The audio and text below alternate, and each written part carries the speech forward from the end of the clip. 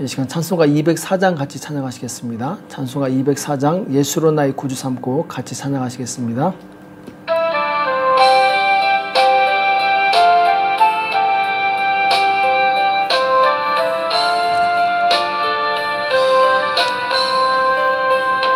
예수로 나의 구주 삼고 성령과 피로써 거듭나니 이 세상에서 내 영혼이 하늘의 영광 누리도다.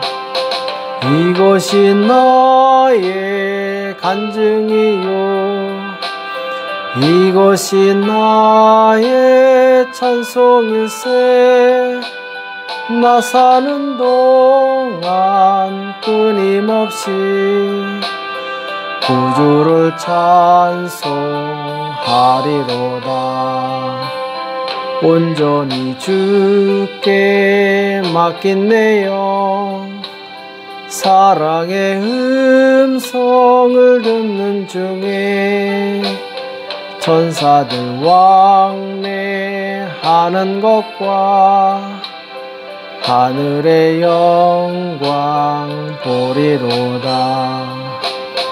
이것이 나의 간증이요 이것이 나의 찬송일세. 나 사는 동안 끊임없이 구주를 찬송하리로다. 주 안에 기쁨 노래무로 마음의 풍랑이 잔잔하니 세상과 나는 간 곳 없고 구속한 주만 보이도다. 이것이 나의 간증이요 이것이 나의 찬송일세. 나 사는 동안 끊임없이 구주를 찬송하리로다.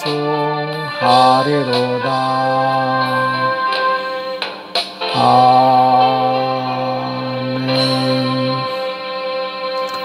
이 시간 다 같이 기도하시겠습니다. 살아계신 하나님 아버지, 이 새벽에 저희들을 불러주시고 하나님 앞에 나올 수 있도록 은혜 주심을 감사합니다. 하나님, 우리가 이 땅에 사는 동안에 많은 고난이 있을지라도 오직 부르짖어 하나님을 기다림으로 모든 것을 하나님의 능력으로 해결할 수 있도록 역사하여 주시옵소서. 지금도 살아계신 하나님을 더 간절히 의지하기 원합니다. 낙심하지 말고 더 하나님을 가까이에서 하나님께서 주시는 놀라운 구원을 우리가 더 많이 경험할 수 있도록 축복하여 주시옵소서.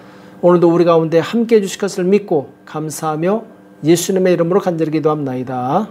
아멘. 하나님의 말씀 시편 70편 1절에서 5절 말씀 보겠습니다. 시편 70편 1절에서 5절 같이 한 목소리로 합독하도록 하겠습니다. 같이 읽겠습니다. 시작. 하나님이여 속히 나를 건지소서. 여호와여 속히 나를 도우소서. 내 영혼을 찾는 자로 수치와 무한을 당케 하시며 나의 상함을 기뻐하는 자로 물러가 욕을 받게 하소서. 아하 아하 하는 자로 자기 수치를 인하여 물러가게 하소서. 주를 찾는 모든 자로 주를 인하여 기뻐하고 즐거워하게 하시며 주의 구원을 사모하는 자로 항상 말하기를 하나님은 광대하시다 하게 하소서. 나는 가난하고 궁핍하오니 하나님이여 속히 내게 임하소서. 주는 나의 도움이시오 나를 건지시는 자시오니 여호와여 지체지 마소서. 아멘. 기도응답과 하나님의 영광, 기도응답과 하나님의 영광이라는 제목으로 같이 말씀을 나누겠습니다. 시편 70편 역시 다윗의 시인데 다윗이 고난 가운데 하나님께 기도하면서 속히 응답해달라고 하나님께 간절히 기도하는 내용이죠. 그래서 1절에 보면은 하나님이여 속히 나를 건지소서 여호와여 속히 나를 도우소서 이렇게 기도하고 있습니다. 여기 보면은 속히 나를 건지소서 이렇게 말씀하고 있는데, 자, 우리는 정말 위급한 상황에서 하나님께서 속히 나를 건져주시기만을 간절히 기도합니다. 자, 그러나 그것은 이제 나의 입장이고, 하나님의 입장에서는 하나님의 때가 있습니다. 곧 하나님께서 그 응답을 그리고 그 고난을 그치실 때가 있다는 것이죠. 자, 그럼 그때가 언제냐? 하나님께서는 우리가 고난을 이기고 연단이 충분히 될 때까지, 그것을 통해서 우리가 성숙해질 때까지 기다리시는 하나님이십니다. 그래서 하나님께서는 이 고난을 통해서 우리가 더욱더 하나님을 의지하고 믿음을 갖는 자로 변화되기를 원하시는 것이죠. 그래서 우리는 이 하나님의 타이밍을 맞춰야 됩니다. 내가 빨리 응답받고 싶다고 해서 빨리 되는 것이 아니라 하나님의 때가 될 때까지, 곧 내가 그 응답을 받기에 충분한 그런 자격을 갖출 때까지 기다리는 자세가 필요합니다. 하박국 2장 3절에 보면은 이 묵시는 정한 때가 있나니 그 종말이 속히 이르겠고 결코 거짓되지 아니하리라. 비록 더딜지라도 기다리라. 지체되지 않고 정령 응하리라. 이렇게 말씀하고 있습니다. 자, 하나님께서 정하신 때가 있다는 것이죠. 그때 하나님께서 속히 임할 때인데, 그 속히하고는 우리가 말하는 속히하고는 이 시간적 개념이 다르다라는 것이죠.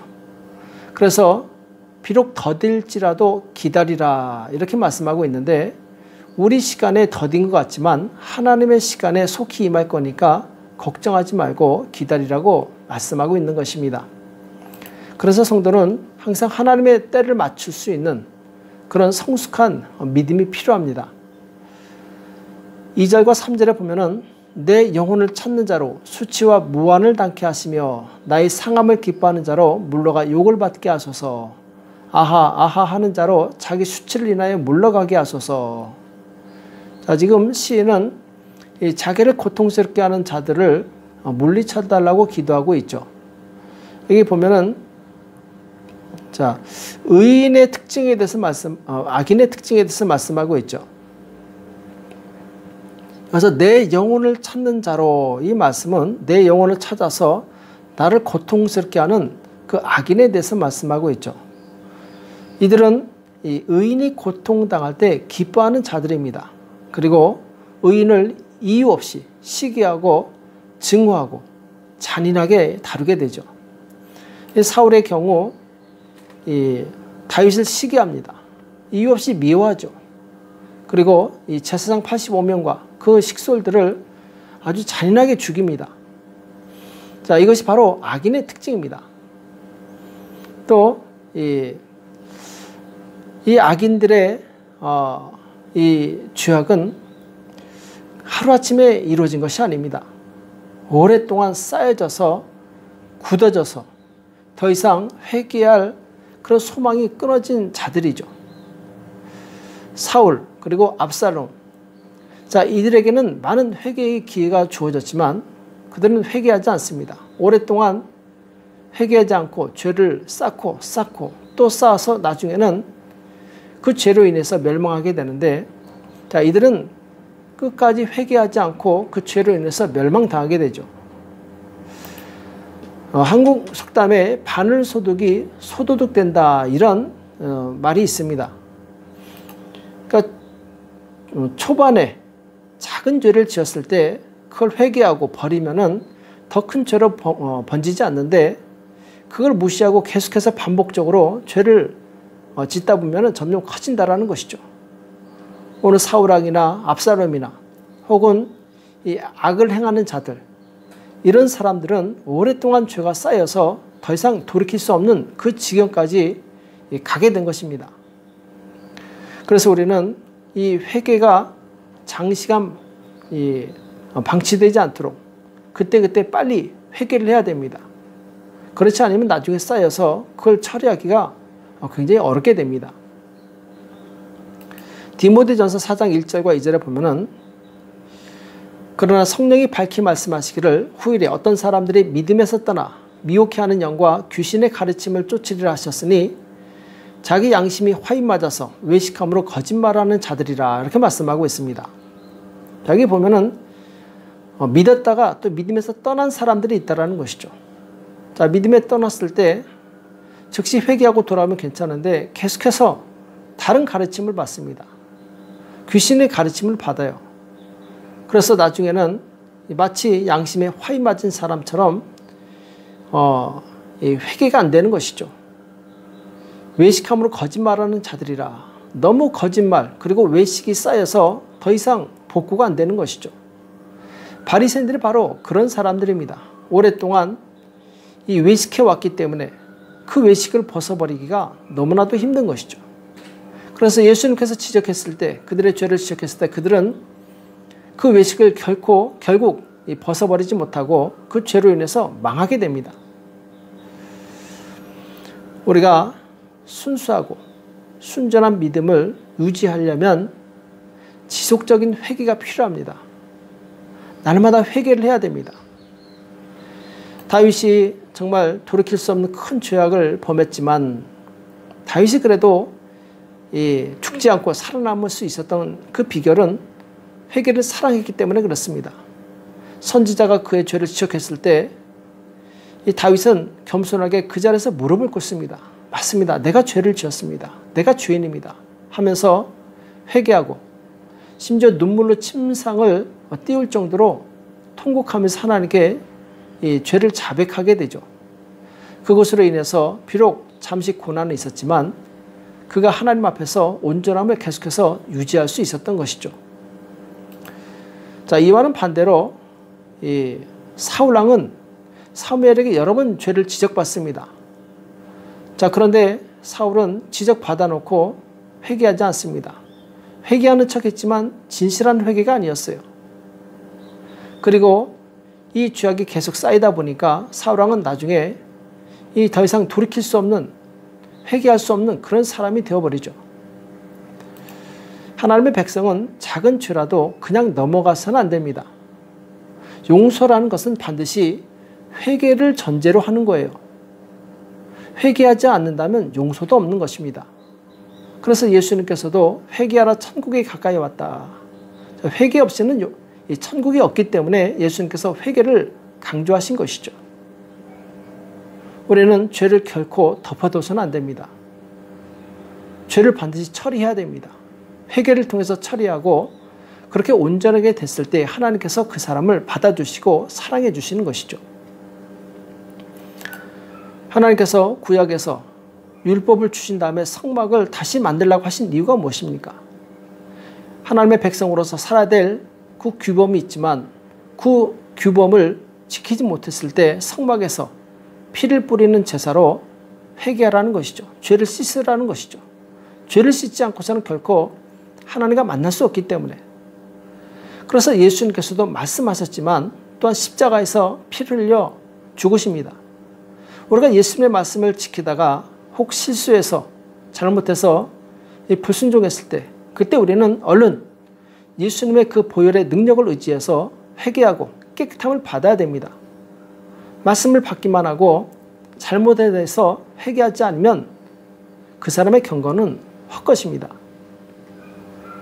또 4절에 보면은 주를 찾는 모든 자로 이렇게 말씀합니다. 주를 찾는 모든 자로 주를 인하여 기뻐하고 즐거워하게 하시며, 여기 보면은 자, 주를 찾는 모든 자, 이 사람들은 누구냐? 하나님을 의지하는 사람이죠. 바로 심령이 가난한 사람이 하나님을 의지할 수 있습니다. 그래서 우리는 가난한 마음을 가지고 하나님을 간절히 찾으시기 바랍니다. 그런 사람에게 기쁨과 즐거움을 주신다, 이렇게 말씀하고 있어요. 하나님께서는 하나님을 의지하는 자에게 응답을 주심으로 그들로 하여금 기쁨을 주시고, 그리고 이 모든 만민들로 하여금 하나님의 살아계심을 보여주십니다. 그래서 하나님을 알지 못하는 자들도 하나님께서 행하신 것을 보고 하나님이 과연 살아계시는구나, 그러면서 하나님을 인정하게 되죠. 또 주의 구원을 사모하는 자로 항상 말하기를 하나님은 광대하시다 하게 하소서. 자, 같은 맥락에서 볼 수 있는데 주의 구원을 사모하는 자들이 누굽니까? 자신의 연약함을 아는 겸손한 사람들이죠. 이 사람들은 기도함으로 인해서 하나님의 응답을 받고 응답을 받은 후에 정말 하나님은 광대하신 분이십니다. 전능하신 분이십니다. 이렇게 고백을 하게 됩니다. 왜냐하면 불가능을 가능케 하시고 그리고 위기에서 구원해 주심으로 사람들이 하나님의 그 전능하심을 깨닫기 때문에 그렇습니다. 자, 이것은 개인의 기도이기도 하지만 또한 공동체를 위한 기도이기도 합니다. 우리가 기도하는 것은 개인의 문제를 해결하는 것도 있지만 나아가서 하나님의 영광을 나타내는 것, 이것이 사실 더 중요합니다. 그래서 예수님께서도 죽은 나사로를 살리실 때 기도하기 전에 이렇게 말씀하십니다. 내가 이 나사로를 살리는 것은 이 둘러선 무리를 위함입니다. 이들로 하여금 하나님의 살아계심을 믿게 하려고 하는 것입니다. 이들로 하여금 내가 메시아임을, 그리스도임을 알게 하려는 것입니다. 이런 목적이 있었던 것이죠. 그 죽은 나사로가 살아남으로 인해서 하나님의 능력이 나타나고 예수님께서 참 그리스도이심을 깨닫게 하는 것에 그 목적이 있었던 것이죠. 그래서 우리는 우리의 기도가 하나님의 영광이 되어야 됩니다. 마태복음 9장 8절에 보면은 예수님께서 이 중풍병자를 일으키시는 그런 이 기적의 이야기가 나옵니다. 이때 중풍병자가 일어나는 것을 보고 무리가 보고 두려워하여 이런 권세를 사람에게 주신 하나님께 영광을 돌리니라 이렇게 말씀하고 있습니다.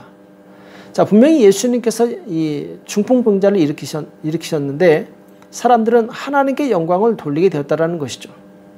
자, 이것은 무엇을 의미합니까? 내가 하나님을 경험했을 때 많은 사람들이 하나님을 알게 된다는 것이죠. 하나님께 영광을 돌리게 된다는 것이죠. 그래서 우리는 기도할 때 하나님, 내가 하나님의 응답을 받음으로 내가 승리함으로 많은 사람들이 하나님의 영광을 알게 하소서, 이런 기도가 나와야 됩니다. 그렇지 않고 그 기도 응답을 내 영광, 내 자랑으로 삼게 되면 그 사람의 기도는 잘못된 것이죠. 우리는 먹든지 마시든지 뭘 하든지 다 하나님의 영광을 위해서 해야 됩니다. 기도 응답도 마찬가지입니다. 기도 응답을 통해서 하나님의 영광을 나타낼 수 있어야 돼요. 그래서 기도에 힘쓰는 사람은 더 많이 응답받게 되어 있습니다. 그리고 더 많이 응답받는 사람은 더 많이 하나님께 영광을 돌리게 되어 있죠. 내 삶을 통해서 더 많은 간증이 있기를 축복합니다. 하나님을 경험하는 체험이 많을수록 그 사람은 하나님께 더 많은 영광을 돌릴 수 있는 사람입니다. 하나님께서 내 인생에 이런 놀라운 일을 행하셨다, 이렇게 고백한다면 많은 사람들이 하나님께 영광을 돌리지 않겠습니까? 조지 뮬러라는 사람은 5만 번 기도응답 받은 사람으로 유명하죠. 이 사람은 정말 많은 기도를 했습니다. 많이 기도한 만큼 많은 응답을 받게 되었죠. 그래서 우리가 기억해야 될 것은 기도의 양도 중요합니다. 기도의 양이 많을 때 기도의 질도 따라오는 것입니다. 또 내가 기도를 많이 한 만큼 응답도 많아지게 되어 있습니다. 그래서 이 기도의 분량과 기도의 응답은 비례 관계에 있어요. 그래서 많이 기도하시기 바랍니다. 많이 기도한 사람에게 많이 응답하십니다. 우리가 부족한 것은 기도하지 않기 때문이라고 성경에서 말씀하고 있어요. 우리는 하나님 앞에 더 많이 기도해서 그 기도 응답으로 하나님의 영광이 되는 저와 여러분 되시길 예수님의 이름으로 축복합니다. 기도하겠습니다. 살아계신 하나님 아버지, 오늘 우리에게 말씀해 주심을 감사합니다. 하나님, 우리가 하나님 앞에 나갈 때 모든 죄를 깨끗이 회개하게 도와주시옵시고 거룩함으로 기도하는 자 될 수 있도록 도와주시옵소서. 또한 기도할 때 믿음으로 구하게 도와주시옵시고 그 기도 응답을 통하여 하나님께 영광을 돌릴 수 있는 성숙한 성도들을 될 수 있도록 역사하여 주시옵소서. 우리가 더 많이 기도하여서 더 많은 응답을 받음으로 더 많이 하나님께 영광 돌릴 수 있도록 우리를 축복하여 주시옵소서. 감사하며 예수님의 이름으로 간절히 기도합나이다. 아멘. 오늘 말씀 기억하시면서 하나님, 내 기도에 역사하소서. 그래야 하나님의 위대하심을 만방에 알릴 수 있도록 나를 축복하소서. 기도하시고 나라와 민족을 위해서, 교회와 가정과 자녀를 위해서 이 시간 합심해서 간절히 기도하겠습니다. 기도하겠습니다.